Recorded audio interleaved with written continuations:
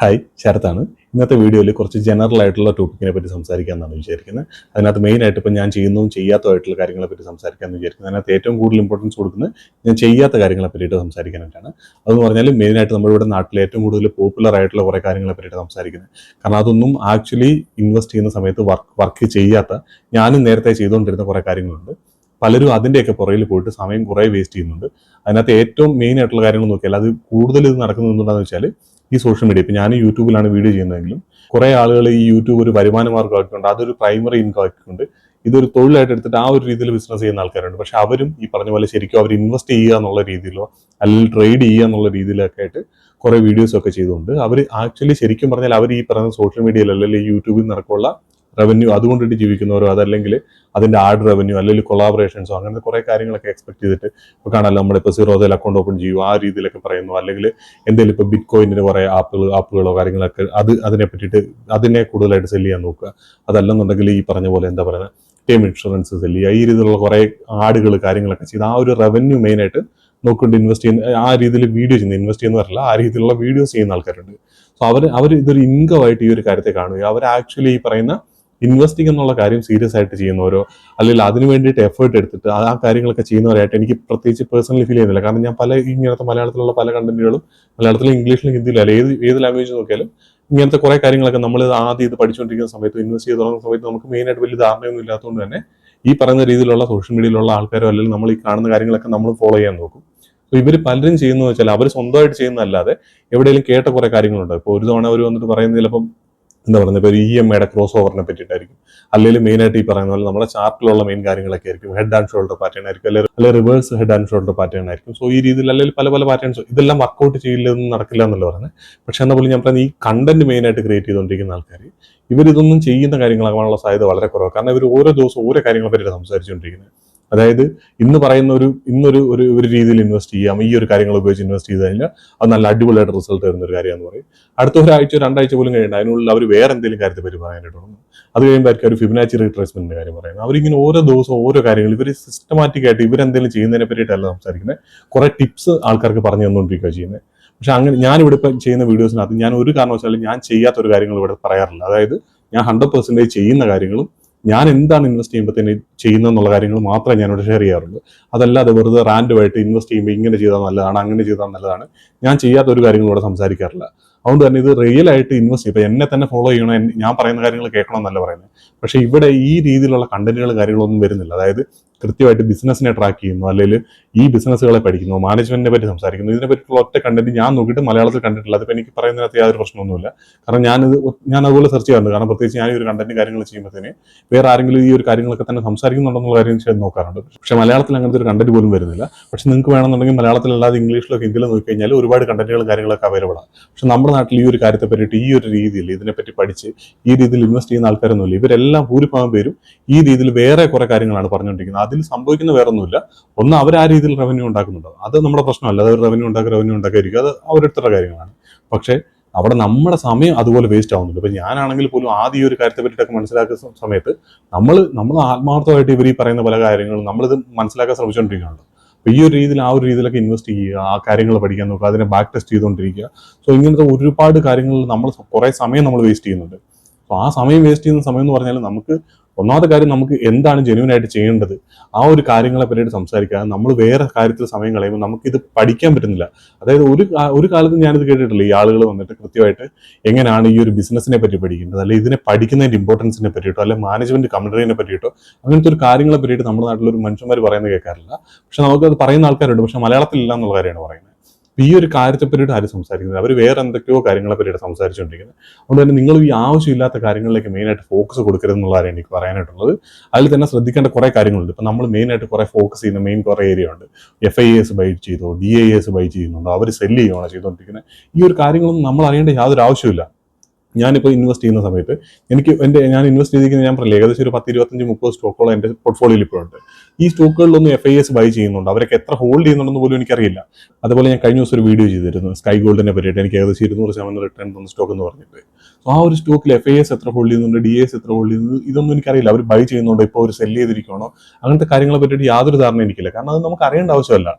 FIAസിൻ്റെ ഫണ്ടുണ്ട്, അല്ലെങ്കിൽ DASൻ്റെ ഫണ്ടുണ്ട്. അവർക്കത് വേണ്ടി ഇൻവെസ്റ്റ് ചെയ്യാനായിട്ട് ഫണ്ട് വരുന്ന സമയത്ത് അവർ പല സ്റ്റോക്കുകളിൽ പല രീതിയിൽ ഇൻവെസ്റ്റ് ചെയ്യുന്നിരിക്കും.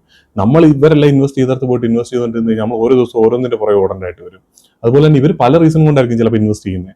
അവർ ചിലപ്പോൾ എക്സ്ട്രാ ഫണ്ട് ഉള്ളതുകൊണ്ടായിരിക്കും, ചിലപ്പോൾ അവർ ഒരു 10 വർഷം കഴിഞ്ഞതിന് വേണ്ടിയിട്ടായിരിക്കും, എവിടെ നിന്നുള്ള ഒരു പെൻഷൻ ഫണ്ട് ആയിരിക്കും, അല്ലെങ്കിൽ പെൻഷന് വേണ്ടി ആ പെൻഷൻ ഫണ്ടുകളിലേക്ക് ഇൻവെസ്റ്റ് ചെയ്യുന്ന എമൗണ്ട് ആയിരിക്കും ചിലപ്പോൾ ഇവരെടുത്തിട്ട് ഇൻവെസ്റ്റ് ചെയ്തിരിക്കുന്നത്. സോ അതുകൊണ്ട് തന്നെ അവരെ സംബന്ധിച്ചിടത്തോളം ചിലപ്പോൾ ഒരു 5 വർഷത്തിൽ ഈ ഒരു സ്റ്റോക്കിൽ ഒരു മൂവ്മെന്റ് വരും, അല്ലെങ്കിൽ 5 വർഷം കഴിയുമ്പോൾ തന്നെ ഈ ഒരു സ്റ്റോക്ക് ഈ ഒരു രീതിയിൽ പെർഫോം ചെയ്യാൻ സാധ്യത ഉണ്ടെന്ന് പറഞ്ഞായിരിക്കും ചിലപ്പോൾ ഇൻവെസ്റ്റ് ചെയ്യുന്നത്.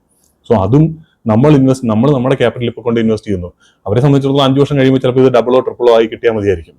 പക്ഷേ നമ്മളെ സംബന്ധിച്ചിടത്തോളം ഇപ്പോൾ അതിനിടയ്ക്ക് ചിലപ്പോൾ 1-2 ഒരു ബുൾ മാർക്കറ്റും ഒരു ബെയർ മാർക്കറ്റും വീണ്ടും അടുത്തൊരു ബുൾ മാർക്കറ്റും ഒക്കെ ചിലപ്പോൾ വന്നു പോയിരിക്കും. നമ്മുടെ സ്റ്റോക്കിന്റെ പൈസ അവിടെ തന്നെ കിടക്കുമായിരിക്കും. ചിലപ്പോൾ 3 വർഷം 4 വർഷം കഴിയുമ്പോൾ ഇതിൽ എന്തെങ്കിലും ഒരു മൂവ്മെന്റ് കാര്യങ്ങൾ വരുന്നത്.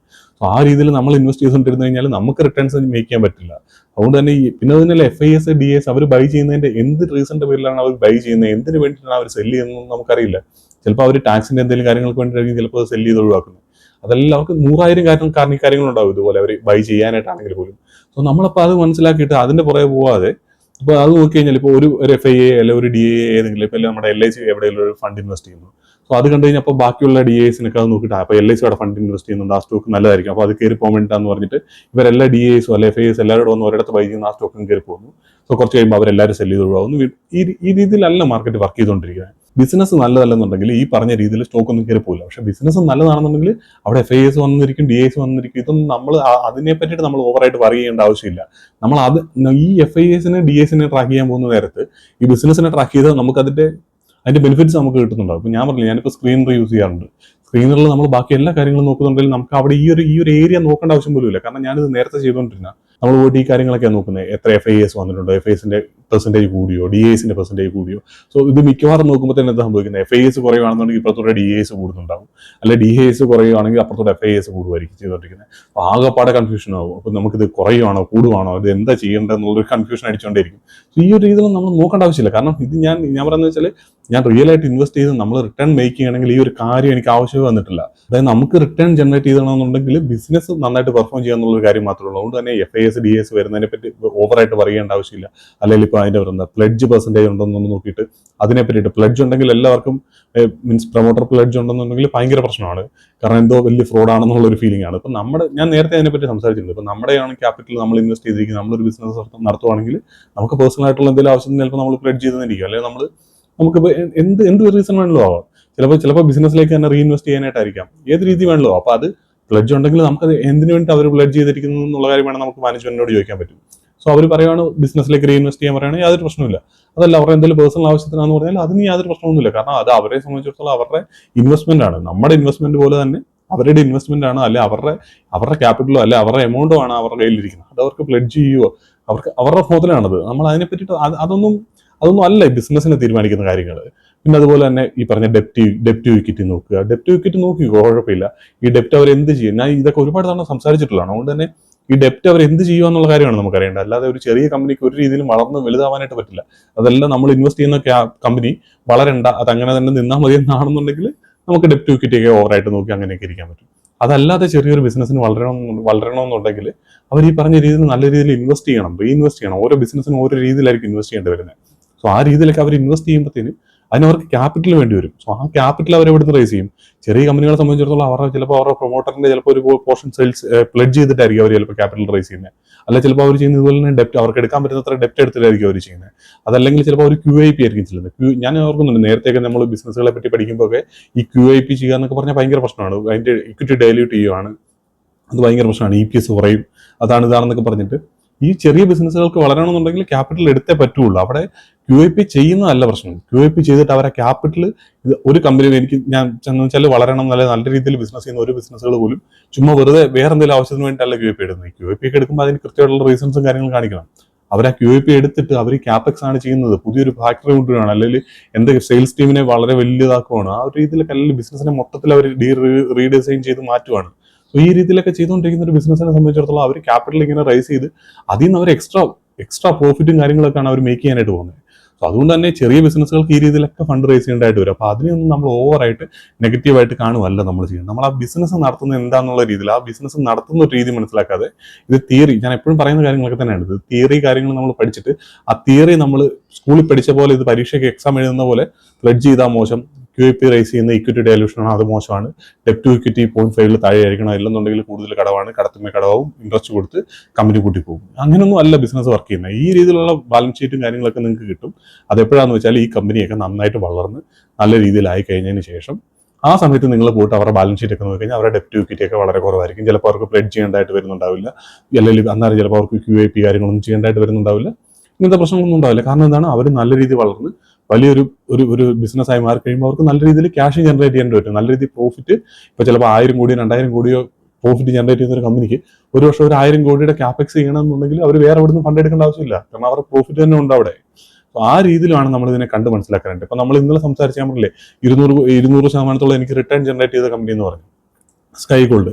അവരുടെ ക്യാഷ് ഫ്ലോ ഇപ്പോഴും നെഗറ്റീവാണ്. അവർ ഈ വർഷം ക്യാഷ് ഫ്ലോ പോസിറ്റീവ് ആകും, ഓപ്പറേറ്റിംഗ് ക്യാഷ് ഫ്ലോ പോസിറ്റീവ് ആകും എന്നുള്ള കാര്യമാണ് ഈ വർഷമാണ് അത് സംഭവിക്കാൻ പോകുന്നത്.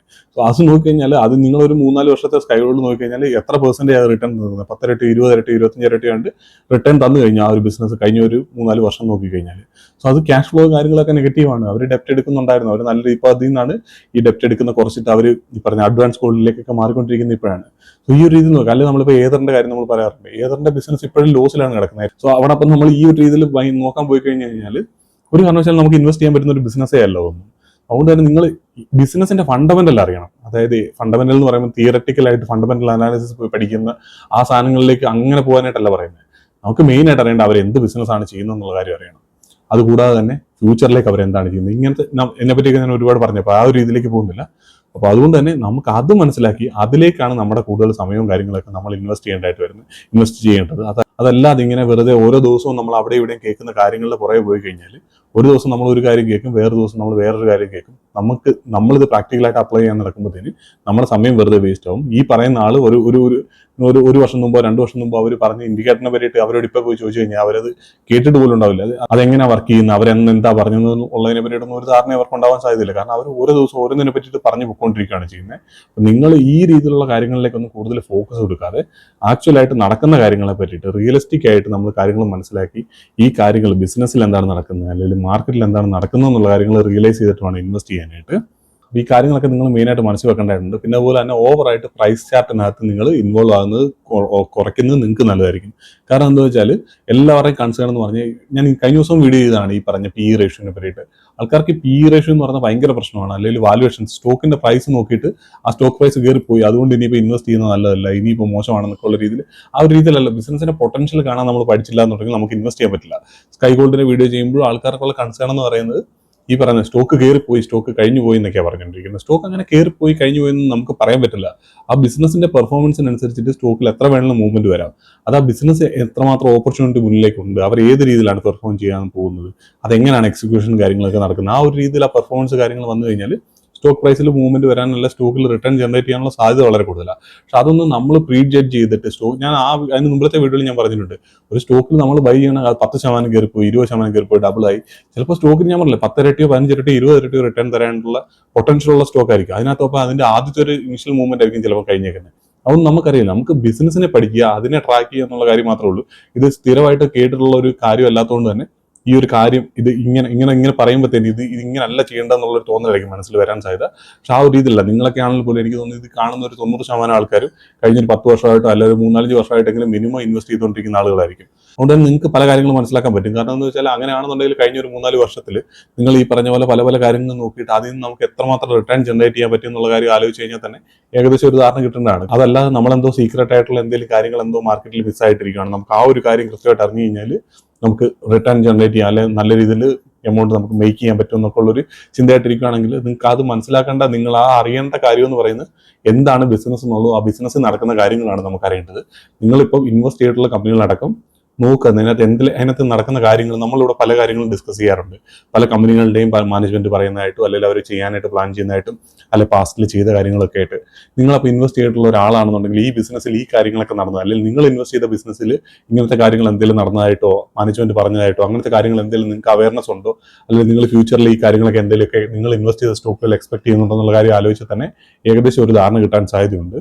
അതുകൊണ്ട് തന്നെ നമുക്ക് ആ ഒരു ധാരണയില്ല, അല്ലെങ്കിൽ ഈ പറഞ്ഞ പോലെ പല സ്റ്റോക്കുകളെ പറ്റിയിട്ട് നമുക്കത് മനസ്സിലാക്കാം അല്ലെങ്കിൽ നമുക്കത് അറിയുന്നില്ല എന്നുണ്ടെങ്കിൽ നമ്മൾ ആ സ്റ്റോക്കുകളെ പറ്റിയിട്ട് പഠിച്ചിട്ടില്ല എന്നുള്ള കാര്യമാണ് നമ്മൾ മനസ്സിലാക്കേണ്ടത്.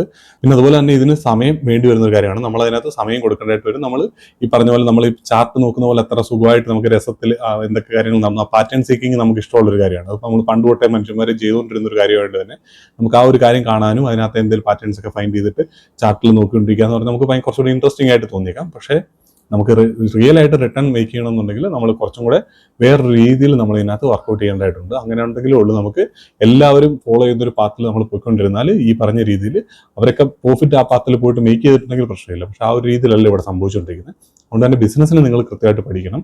അതിനുശേഷം മാത്രം നിങ്ങൾ ഇൻവെസ്റ്റ്മെന്റ് ഡിസിഷൻസ് കാര്യങ്ങളൊക്കെ മേക്ക് ചെയ്യുള്ളൂ. അതാണ് ശരിക്കും വെൽത്ത് ക്രിയേറ്റ് ചെയ്യാനായിട്ട് നമ്മളെ ഹെൽപ്പ് ചെയ്യാൻ പോകുന്ന കാര്യം. അപ്പോൾ നിങ്ങൾ എത്ര കാലം കഴിഞ്ഞാലും അവസാനം നിങ്ങൾ ഈ ബിസിനസ്സിലേക്ക് തന്നെ ഈ ബിസിനസ് പഠിക്കേണ്ട ഒരു അവസ്ഥയിലേക്ക് എത്തും. ഈ ഒരു കാര്യത്തിനകത്ത് ആത്മാർത്ഥമായിട്ട് ഇൻവെസ്റ്റ് ചെയ്യാൻ നിൽക്കുന്നവരോ അല്ലെങ്കിൽ റിട്ടേൺ ജനറേറ്റ് ചെയ്യണമെന്ന് വിചാരിക്കുന്നവരാണെന്നുണ്ടെങ്കിൽ അതുകൊണ്ട് തന്നെ ഞാൻ ഈ പറയുന്ന കാര്യങ്ങൾ നിങ്ങൾക്ക് അത്ര എന്താ പറയുന്നത് ഇതിങ്ങനെയൊക്കെ നടക്കുന്നത് ഇതെങ്ങനെയാണോ ചെയ്യേണ്ടെന്ന് ഡൗട്ട് ഉണ്ടെങ്കിൽ പോലും നിങ്ങൾ ചെയ്യേണ്ട ഒരു കാര്യമുള്ളൂ. നിങ്ങൾ ബിസിനസ്സിനെ ഒന്നിനെയെങ്കിലും ട്രാക്ക് ചെയ്ത് നോക്കുക. ഒന്നിനെയെങ്കിലും അതിൻ്റെ ബിസിനസ് മനസ്സിലാക്കിക്കൊണ്ട് അതിൽ ഇൻവെസ്റ്റ് ചെയ്ത് നോക്കുക. ആ ഒരു രീതിയിൽ നിങ്ങൾ ചെയ്യുമ്പോഴത്തേന് നിങ്ങൾക്ക് അതിൻ്റെ ഡിഫറൻസ് കാര്യങ്ങളൊക്കെ ക്ലിയർ ആയിട്ട് കാണാനായിട്ട് പറ്റും. പിന്നെ അതുപോലെ തന്നെ നിങ്ങൾ അങ്ങനെ ട്രാക്ക് ചെയ്യുമ്പോഴത്തേനും ഞാൻ പറയുന്നത് നിങ്ങൾക്ക് മനസ്സിലാവുന്ന ബിസിനസ്സുകൾ എടുത്ത് നോക്കാൻ നോക്കുക. ഇപ്പം എനിക്ക് തന്നെ പല കമന്റുകളും വരുന്ന സ്റ്റോക്കുകളൊക്കെ നോക്കി കഴിഞ്ഞാൽ അത് പലരും മീൻസ് ഈ സ്റ്റോക്കുകളൊക്കെ കൃത്യമായിട്ട് ട്രാക്ക് ചെയ്തിട്ടാണോ അല്ലെങ്കിൽ ഇതിനെപ്പറ്റി തിരിച്ച് 2 ചോദ്യം ചോദിച്ചാൽ ഇതൊക്കെ അറിഞ്ഞിട്ടാണോ ഈ സ്റ്റോക്കുകളിൽ ഇൻവെസ്റ്റ് ചെയ്യുന്നത് നമുക്ക് ഡൗട്ട് വരും. കാരണം എന്ന് വെച്ചാൽ ബിസിനസ് എല്ലാവരുടെ കാര്യമല്ല പറയുന്നത്. ചിലപ്പോൾ നമുക്ക് ബിസിനസ് എന്താണെന്ന് പോലും മനസ്സിലാവാത്ത ടൈപ്പ് ബിസിനസ്സുകളായിരിക്കും. കാരണം ഞാൻ എനിക്കിപ്പോൾ കമന്റ് വരുന്ന സ്റ്റോക്കുകൾ ഭൂരിഭാഗം നോക്കിയാൽ ഭൂരിഭാഗവും സിമ്പിൾ ആയിട്ടുള്ള ഒരു ബിസിനസ്സും ഇല്ല. എല്ലാം എന്തെങ്കിലും രീതിയിൽ റിന്യൂവബിൾ എനർജിയിൽ നിൽക്കുന്നതോ ഡിഫൻസിൽ നിൽക്കുന്നതോ അത് ഇത് എന്നൊക്കെ പറഞ്ഞിട്ട് കോംപ്ലിക്കേറ്റഡ് ആയിട്ടുള്ള ബിസിനസ്സുകളാണ് എല്ലാവരും. അപ്പോൾ എല്ലാവർക്കും ഇത് ഞാൻ പറഞ്ഞ എല്ലാവരുടെയും കാര്യമല്ല പറയുന്നത്. ചിലർക്ക് അത് അണ്ടർസ്റ്റാൻഡ് ചെയ്തിട്ട് ഇൻവെസ്റ്റ് ചെയ്യുന്നവരായിരിക്കും. സോ അവരെ പറ്റിയിട്ടല്ല പറയുന്നത്. എന്നാലും ഭൂരിഭാഗം ആൾക്കാരും വേറെ എവിടെയെങ്കിലും കേൾക്കുന്ന ഈ പറയുന്ന സാധനം ഈ സ്റ്റോക്ക് നല്ലതാണെന്നുള്ള രീതിയിൽ അങ്ങനെ അവിടെ ഇവിടെ കേട്ട സ്റ്റോക്കുകളായിരിക്കും ഭൂരിഭാഗം ഈ രീതിയിൽ ചോദിക്കാൻ സാധ്യതയുള്ളത്. അപ്പോൾ തിരിച്ച് നിങ്ങളോട് ഈ പറയുന്ന എന്നോട് ഇപ്പോൾ ചോദിക്കുന്ന ബിസിനസ്സുകളുണ്ടല്ലോ, ഇപ്പോൾ ഈ ബിസിനസിനെ പറ്റി അഭിപ്രായം എന്താണെന്ന് ചോദിക്കുന്നത് ആ ബിസിനസിനെ റിലേറ്റഡ് നിങ്ങൾക്ക് സ്വന്തമായിട്ട് എന്തറിയാന്നുള്ള കാര്യം നിങ്ങൾ നോക്കേണ്ടതായിട്ടുണ്ട്. സോ ആ രീതിയിൽ നിങ്ങൾക്ക് അത് അണ്ടർസ്റ്റാൻഡ് ചെയ്യാൻ പറ്റുന്ന ബിസിനസ് ആണെന്നുള്ള കാര്യം മനസ്സിലാക്കണം. അത്ര ഈസി ആയിട്ട് നിങ്ങൾക്ക് അണ്ടർസ്റ്റാൻഡ് ചെയ്യാൻ പറ്റുന്ന ബിസിനസ്സുകളുണ്ട്. അല്ലെങ്കിൽ നിങ്ങളിപ്പോൾ വർക്ക് ചെയ്തുകൊണ്ടിരിക്കുന്ന ഏരിയയിലോ ഇപ്പോൾ ബാങ്കിൽ വർക്ക് ചെയ്യുന്ന ഒരാൾക്കാണെങ്കിൽ ചിലപ്പോൾ ഒരു പക്ഷേ ഈ പറഞ്ഞ ഫിനാൻസ് സെക്ടർ നോക്കാനായിട്ട് വലിയ ഉണ്ടായെന്ന് വരില്ല. അതല്ലെങ്കിൽ ഈ പറഞ്ഞപ്പോൾ ഒരു കെമിസ്റ്റ് ആയിട്ടുള്ള ഒരാളാണെങ്കിൽ ചിലപ്പോൾ ഈ കെമിക്കൽ സെക്ടറിലുള്ള ബിസിനസ്സുകളെ പറ്റിയിട്ട് കുറച്ചുകൂടെ ഈസി ആയിട്ട് മനസ്സിലാക്കാൻ പറ്റിയെന്നിരിക്കാം. പക്ഷെ അതുകൊണ്ട് തന്നെ നമുക്കിത് അണ്ടർസ്റ്റാൻഡ് ചെയ്യുന്ന ബിസിനസ് ആണെന്നുള്ള കാര്യം മനസ്സിലാക്കണം. അതല്ലാതെ നമ്മൾ ഓവർ കോംപ്ലിക്കേഷനിലേക്കൊന്നും പോകേണ്ട ആവശ്യമില്ല. ഞാനിപ്പോൾ ഈ പറഞ്ഞ പോലെ ബാങ്കിങ് സെക്ടറോ അല്ലെങ്കിൽ കെമിക്കൽ സെക്ടറോ അല്ലെങ്കിൽ ഫാർമസിയോ അങ്ങനത്തെ സെക്ടറുകളിലേക്കൊന്നും പോകേണ്ട ആവശ്യം പോലില്ല. നമുക്ക് മനസ്സിലാവുന്ന ഇഷ്ടം പോലെ സ്റ്റോക്കുകൾ ഞാനിപ്പോൾ ഇവിടെ സംസാരിച്ചിട്ടുള്ള പല സ്റ്റോക്കുകളും വളരെ സിമ്പിൾ ആയിട്ടുള്ള ഒരു ഇൻഡസ്ട്രിയിൽ നിന്ന് വരുന്ന ബിസിനസ്സുകളാണ്. അല്ലെങ്കിൽ ആർക്ക് പറഞ്ഞാലും ഈസി ആയിട്ട് മനസ്സിലാവുന്ന ബിസിനസ്സുകളെ പറ്റിയിട്ടാണ് ഇവിടെ നമ്മൾ സംസാരിച്ചിട്ടുള്ളത് മുഴുവൻ. കാരണം അത് നമുക്ക് അത്ര സിമ്പിൾ ആയിട്ടുള്ള ഒരുപാട് സ്റ്റോക്കുകൾ നമുക്ക് മാർക്കറ്റിൽ അവൈലബിൾ ആണ്. ഇപ്പം ഞാൻ ഇവിടെ ഇനിയും വീഡിയോ ചെയ്യാണ്ട് ഒരുപാട് സ്റ്റോക്കുകളുണ്ട്, ഇഷ്ടംപോലെ സ്റ്റോക്കുകളുണ്ട് ഞാൻ ഈ രീതിയിൽ ട്രാക്ക് ചെയ്തുകൊണ്ടിരിക്കുന്നത്. സോ അതെന്ന് വെച്ചാൽ ആർക്ക് കേട്ടാലും മനസ്സിലാവുന്ന നമുക്ക് ഈസി ആയിട്ട് മനസ്സിലാക്കാൻ പറ്റുന്ന ബിസിനസ്സുകളാണ്. സോ ആ രീതിയിലുള്ള ബിസിനസ്സുകൾ മാർക്കറ്റിലുണ്ട്. അതിനെയൊക്കെ നിങ്ങൾ ട്രാക്ക് ചെയ്ത് അതിലേതെങ്കിലുമൊക്കെ ഒന്ന് എടുത്തുകൊണ്ട് നിങ്ങൾ ട്രാക്ക് ചെയ്ത് തുടങ്ങാം. നിങ്ങൾക്ക് ഏറ്റവും കംഫർട്ടബിൾ ആയിട്ടുള്ള രീതിയിൽ നിങ്ങൾക്ക് മനസ്സിലാക്കാൻ പറ്റുന്ന ബിസിനസ് മനസ്സിലാക്കാൻ പറ്റുക അത് ഭയങ്കര ഇമ്പോർട്ടൻ്റ് ആണ്.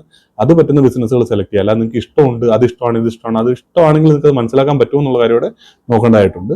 സോ ആ രീതിയിൽ നിങ്ങൾക്ക് അണ്ടർസ്റ്റാൻഡ് ചെയ്യാൻ പറ്റുന്ന ബിസിനസ്സുകളാണെന്നുണ്ടെങ്കിൽ കൃത്യമായിട്ട് ആ രീതിയിലുള്ള ഏതെങ്കിലും ഒരു ബിസിനസ്സിൽ സ്റ്റാർട്ട് ചെയ്ത് തുടങ്ങുക. അത് പയ്യെ ഗ്രാജുവലി ചെയ്ത് തുടങ്ങിയാലേ ഉള്ളൂ ഈ ഒരു രീതിയിലൊരു മാറ്റം ഉണ്ടാവുള്ളൂ. അതല്ലാതെ നമ്മൾ ഈസി ആയിട്ടുള്ള വേയിൽ ആണ് നിങ്ങൾക്ക് താല്പര്യമെങ്കിൽ അങ്ങനത്തെ ഒരു ഈസി ആയിട്ട് വേ ഞാൻ നേരത്തെ പറഞ്ഞിട്ടുള്ള കാര്യത്തിലാണ് ഈസി ആയിട്ടുള്ള വേയിൽ നമുക്ക് ക്യാഷ് ഉണ്ടാക്കാൻ പറ്റുമെന്ന് അതൊരു നമ്മളായിരിക്കും ഇതിലുണ്ടാക്കുന്നത്. നമ്മളെ വെച്ചിട്ട് വേറെ ആരെങ്കിലും ഒക്കെ ആയിരിക്കും ക്യാഷ് ഉണ്ടാക്കുന്നത്. അതുകൊണ്ട് തന്നെ കൃത്യമായിട്ട് ഇൻവെസ്റ്റ് ചെയ്യുകയാണെന്നുണ്ടെങ്കിൽ ബിസിനസ് മനസ്സിലാക്കി ഇൻവെസ്റ്റ് ചെയ്യാൻ മാക്സിമം ട്രൈ ചെയ്യുക. ഇത്തരം കാര്യങ്ങളൊക്കെയാണ് ഈ ഒരു വീഡിയോയിൽ എനിക്ക് സംസാരിക്കാനായിട്ടുള്ളത്. നമുക്ക് എന്തായാലും അടുത്തൊരു വീഡിയോയിൽ കാണാം.